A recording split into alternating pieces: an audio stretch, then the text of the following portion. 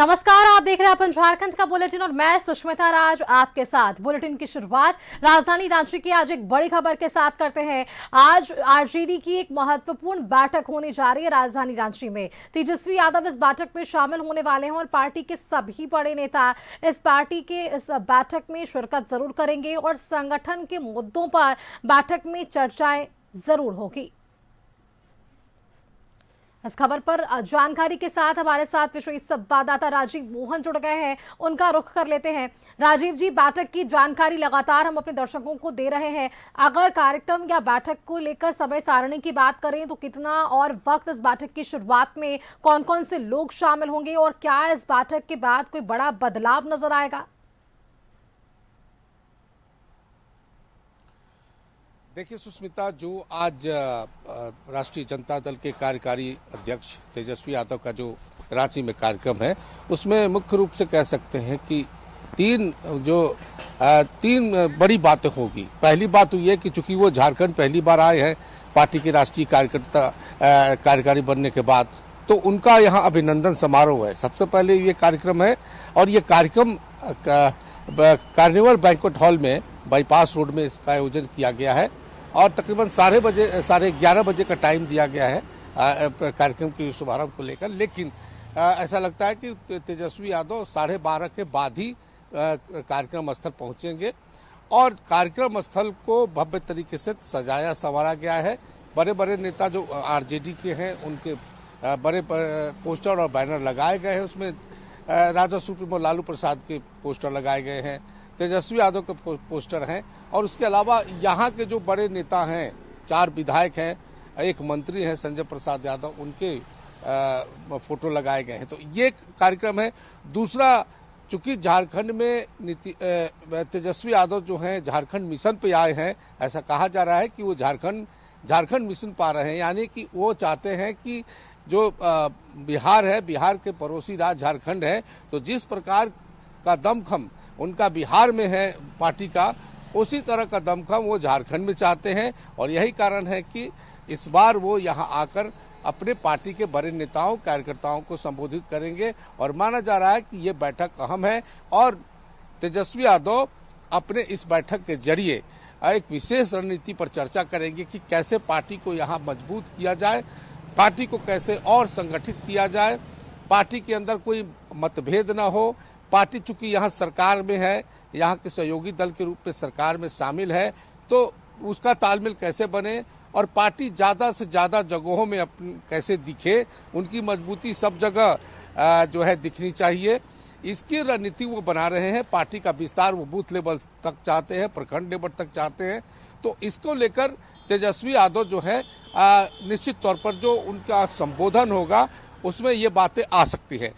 तीसरी बात मैं ये कहना चाहता हूं कि तेजस्वी यादव अब विरोधियों पर निशाना साधने के लिए जाने जाते हैं और अपने अंदाज में वो निशाना साधते हैं। तो यहाँ भी जब वो आ रहे हैं तो निश्चित तौर पर जो उनका एजेंडा होगा वो उसमें वो यहाँ जो विरोधी हैं उनके झारखंड में है, पूरे देश में है, खासतौर पर भारतीय जनता पार्टी के निशान तेजस्वी यादव के निशाने पर रहते हैं। तो निश्चित तौर पर यहाँ वो आ रहे हैं तो यहाँ भी अपने विरोधियों को अपने अंदाज में वो जो है निशाना साधेंगे, इसकी उम्मीद की जा रही है। तो ये तमाम चीजें हैं। पार्टी कैसे संगठित हो, पार्टी में पार्टी को ज़्यादा से ज़्यादा कितना विस्तार दिया जा सकता है, उस पर चर्चा करेंगे। और आज तेजस्वी यादव के साथ खास तौर पर सिवान के रघुनाथपुर के आरजेडी विधायक ओसामा साहब पहुंचे हुए हैं। तेजस्वी यादव खुद लेट नाइट पहुंचे हैं। पूर्व विधायक शक्ति यादव उनके साथ हैं और इसके अलावा झारखंड के जो प्रभारी हैं, झारखंड पार्टी के प्रभारी जयप्रकाश नारायण यादव, वरिष्ठ नेता भोला यादव और कई पूर्व विधायक और यहाँ के मंत्री संजय प्रसाद यादव समेत कई बड़े नेता और कार्यकर्ता इसमें शामिल होंगे।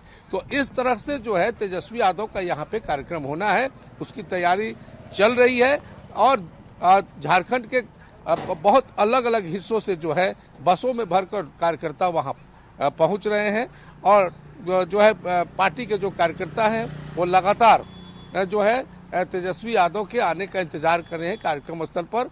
तो ये तमाम चीजें हैं, तमाम जो एजेंडा है, मुझे लगता है कि तेजस्वी यादव जब वहां आएंगे तो इस पर वो बोल सकते हैं। सुष्मिता। बिल्कुल, क्योंकि देखिए राजीव जी, अगर हम बात करें तेजस्वी यादव की और बिहार में जो फिलहाल राजनीतिक परिदृश्य चल रहा है, ऐसे में संजय सरावगी का पिछले दिनों एक बयान सामने आया था, क्योंकि बागी विधायकों पर सबकी नजर है और यहाँ शपथ ग्रहण भी होना है, नए मुख्यमंत्री के लिए चयन होना है, सारी चीजें बिहार में चल रही है। और इन सबके बीच तेजस्वी यादव का झारखंड दौरा होना, कई क्या राजनीतिक मायने इसके निकाले जा सकते हैं, क्योंकि एक तरफ संजय सरावगी ये भी बयान देते नजर आते हैं कि तेजस्वी यादव अपने विधायकों को, अपने नेताओं को एकजुट नहीं कर पा रहे, उनकी जो अभी तक की रणनीति रही है वो फेल साबित हुई है। तो इतने बड़े घटनाक्रम के बीच इस तरह से उनका बिहार जाना और बिहार से झारखंड जाना कितना महत्वपूर्ण इसके राजनीतिक मायने निकाले जा सकते हैं, क्योंकि सवाल तो विपक्ष अब भी उठा रहा है। सुष्मिता, बिल्कुल ये बातें कनेक्ट होती हैं।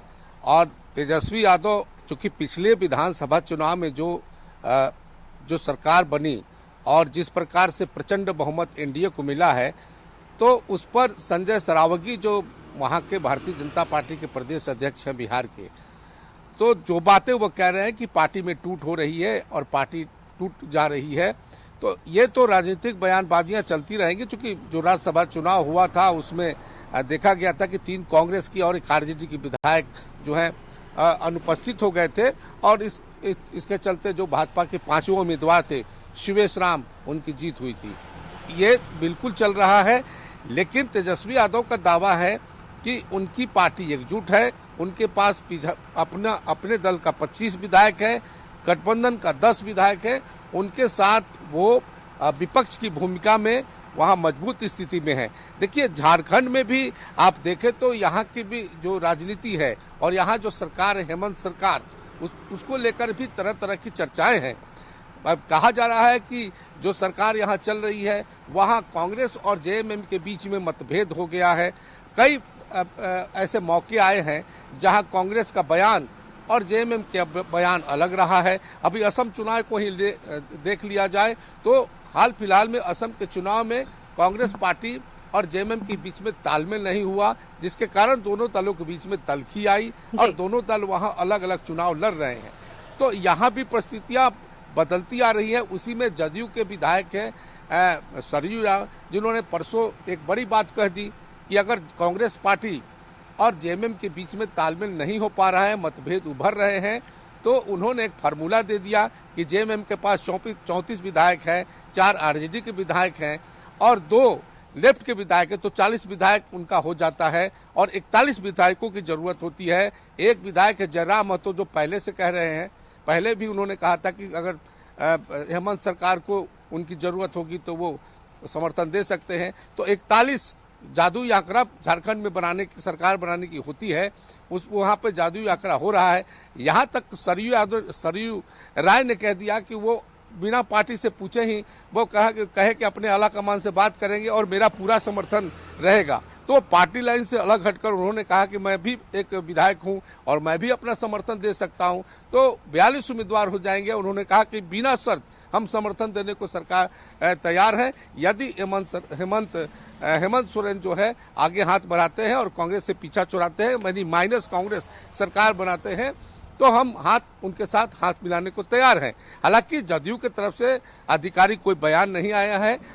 ये जदयू ने सरयू राय जो विधायक है पार्टी के, इस मंतव्यों से अपने को किनारा किया है यहाँ। तो निश्चित तौर पर यहाँ की परिस्थितियां भी इसी तरह चल रही है। आने वाले समय में कुछ कहा नहीं जा सकता क्योंकि राजनीतिक संभावनाओं का खेल है। और ये भी बात यहाँ चर्चा में है कि जिस प्रकार से कांग्रेस से दूरियां बढ़ती जा रही है जेएमएम की, तो हो सकता है कि वो भारतीय जनता पार्टी के साथ मिलकर सरकार बना ले। लेकिन ये तमाम चीजें जो हैं अभी भविष्य के गर्भ में है, इसका धरातल पर कहीं कोई अस्तित्व नहीं है। लेकिन चर्चाएं हर जगह है। जिस तरह से बिहार में कहा जा रहा है कि तेजस्वी की पार्टी टूट जाएगी, उसी प्रकार झारखंड की भी राजनीति है। तो राजनीति में कुछ भी कहना, जो ये संभावनाओं का खेल है, तो कुछ कहा नहीं जा सकता है कब कौन सी परिस्थितियां बनेगी और कौन सा राजनीति करवट लेगी। ये तो ये इस पर जो है कोई इसकी गारंटी नहीं ले सकता है और कोई ये कह नहीं सकता है कि कल क्या होने वाला है, कल बिहार में क्या हो जाएगा, कल झारखंड में क्या हो जाएगा। लेकिन प्राथमिकता सभी दलों के साथ साथ आरजेडी की भी यही है कि वो अपने दल को एकजुट रखे और यही कारण है कि तेजस्वी यादव बिहार के साथ साथ जी। अब झारखंड मिशन पे आए हैं और वो चाहते हैं कि झारखंड में भी उनकी पार्टी मजबूत हो, धारदार हो और उनके पार्टी का भी विस्तार हो सके। सुष्मिता। हाँ, बिल्कुल ठीक कहा आपने राजीव जी, जरूरत भी है क्योंकि जिस तरह से जो परिणाम सामने आए, तकलीफ जरूर हुई होगी, लेकिन कहाँ कमी रही इस पर काम करना आपसे जरूरी है। और ना सिर्फ बिहार में तेजस्वी यादव ये समझ गए हैं कि उन्हें आसपास के राज्यों और विशेषकर झारखंड में भी वो समन्वय स्थापित करना होगा और जिसकी शुरुआत उन्होंने अब से कर दी है। बहुत शुक्रिया आपका हमारे साथ राजीव जी जुड़ने के लिए, तमाम जानकारियां आपने साझा की है। राजनीतिक दृष्टिकोण क्या कुछ बन रहे हैं इस पर भी तमाम जो है वो जानकारियां सामने आ पाई है।